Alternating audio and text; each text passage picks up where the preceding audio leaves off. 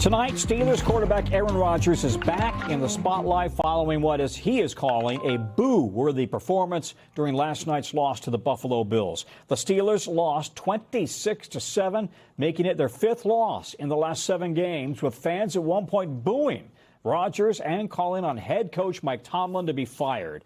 And it's all sparking questions over whether Rodgers and the team can recover before the playoffs.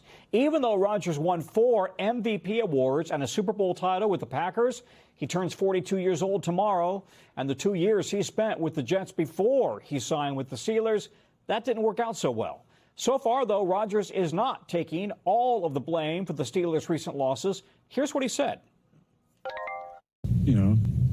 Players, we got to take accountability for our performance. Mine wasn't good enough tonight.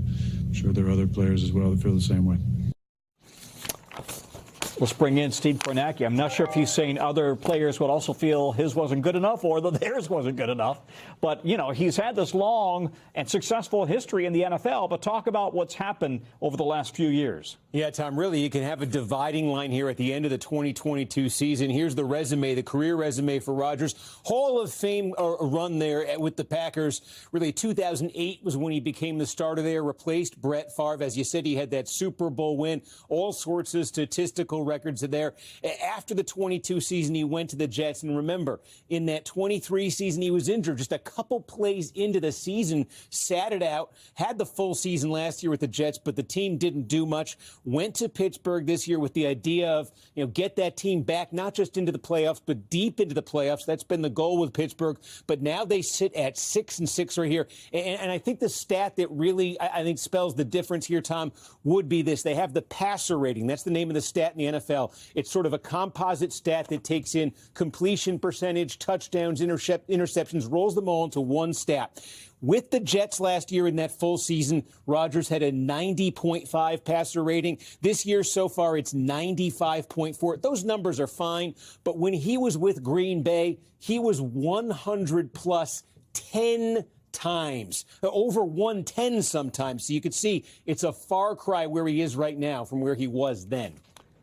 And fans, by the way, Pittsburgh is a hardcore football city like Green Bay. Fans are not only upset with Rodgers, they're also upset with the head coach, right, who's never had a losing season. So what's it looking like for the Steelers as the playoffs get any closer? Yeah, how about this from Mike Tomlin, longest tenured coach in the league right here. He came to the Steelers in 2007, won a Super Bowl his second season, got to another one, but really not since 2016 has Tomlin won a playoff game as a Steelers coach. Been through a couple different quarterbacks since then.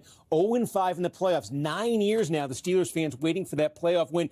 And can they even make the playoffs? A few weeks ago, it looked like they were on track for that. They've lost 4 of their last 6 right now. Per ESPN's calculator, it's basically a 1-3 shot for the Steelers to make the playoffs. If they're going to do it, really, it's going to be by winning the AFC North. Right now, they are tied with the Baltimore Ravens. Both teams are 6-6 in the AFC North. The Ravens currently have the tiebreaker, but forget that because this Sunday the two teams play head-to-head, and they'll play one more time final week of the season. So I think if the Steelers are going to make the playoffs here, they're going to have to beat the Ravens. They got 2 shots at it here. And if they can do that, then maybe they can still salvage something. But you could see from the mood of that stadium yesterday, if they can't pull something like that for a turnaround, big trouble in Pittsburgh. Yeah, he's going to have to get out of town. Steve Kornacki, thanks so much for that. We thank you for watching. And remember, stay updated on breaking news and top stories on the NBC News app or watch live on our YouTube channel.